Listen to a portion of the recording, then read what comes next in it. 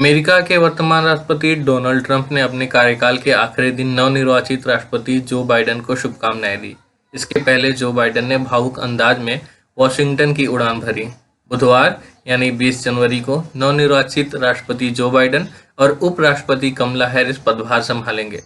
Trump, जो एक सप्ताह से सार्वजनिक तौर पर प्रकट नहीं हुए थे, उन्होंने एक विदाई संबोधन के साथ अपना मौन तोड़ा, जिसे व्हाइट हाउस ने कहा कि एक दिन बाद जारी किया जाएगा। ट्रंप के विदाई संबोधन के अंश के अनुसार उन्होंने पहली बार अमेरिकियों से आने वाले बाइडेन प्रशासन की सफलता के लिए प्रार्थना करने को कहा है। तीनों नए कृषि कानूनों की वापसी की मांग पर दिल्ली की सीमाओं पर डटे किसानों के आंदोलन का आज 56वां दिन है।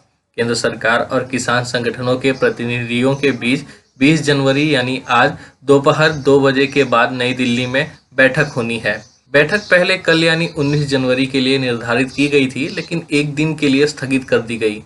किसान गणतंत्र दिवस पर दिल्ली में ट्रैक्टर रैली निकालने पर अड़े हैं। सुप्रीम कोर्ट में आज इस पर भी सुनवाई होनी है। केंद्र सरकार ने व्हाट्सएप कंपनी से कहा है कि वह अपनी निजता यानी प्राइवेसी नीति में हाल ही में किए गए बदलावों को वापस ले ले। सरकार ने यह भी कहा कि एक तरफा तरीके से किए गए कोई भी बदलाव अनुचित और अस्वीकार्य है।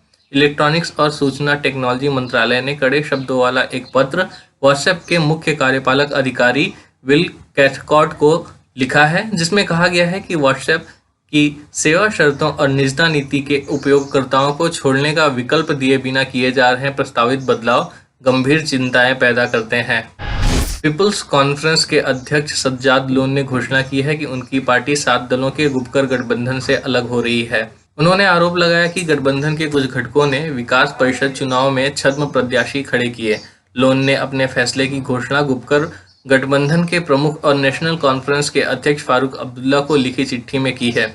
अपने लेटर में लोन ने लिखा कि यह तथ्य है कि गुपकर गठबंधन ने इस चुनाव में स्पष्ट रूप से सबसे अधिक सीटों पर जीत दर्ज की है। हम आंकड़ों को छुपा नहीं सकते हैं और गुपकर गठबंधन द्वारा जीती गई सीटों के अलावा एक अन्य महत्वपूर्ण आंकड़ा 5 अगस्त के संदर्भ मतों की संख्या है, जो गुपकर गठबंधन के खिलाफ है। देश में पिछले 24 घंटों में कोरोना संक्रमण के 13,823 नए मामले सामने आए हैं, जिसके साथ संक्रमण के कुल मामले बढ़कर 1,05,95,660 हो गए हैं। पिछले 24 घंटों में 162 लोगों की मौत हुई है। अब तक देश में कुल 1,52,718 लोगों की जान कोरोना वायरस की वजह से जा चुकी है। जब हमने HW न्यूज नेटवर्क की नींव डाली थी, तब हमने ये ठाना था कि न्यूज और इंफॉर्मेशन ये लोगों तक फ्री पहुंचनी चाहिए, मुफ्त पहुंचनी चाहिए, और हम आज भी ये वचन पर कायम हैं। पर जैसे आपको मालूम है, न्यूज चैनल चलाने के लिए पैसों की जरूरत है, तो हमको सबको न्यूज फ्री पहुंचाने के लिए कुछ मेंबर्स और कुछ सपोर्टर्स की जरूरत है। जी हां, मेरी आप सबसे गुजारिश कि आप सब HW न्यूज हिंदी की मेंबरशिप को ग्रहण करें। ये सदस्यता स्वैच्छिक है, यानी कि आप अपनी मर्जी के मुताबिक इसे ग्रहण कर सकते हैं, क्योंकि अगर आप इसे ग्रहण नहीं भी करते तब भी आपको HW न्यूज हिंदी के तमाम कार्यक्रम मिलते रहेंगे।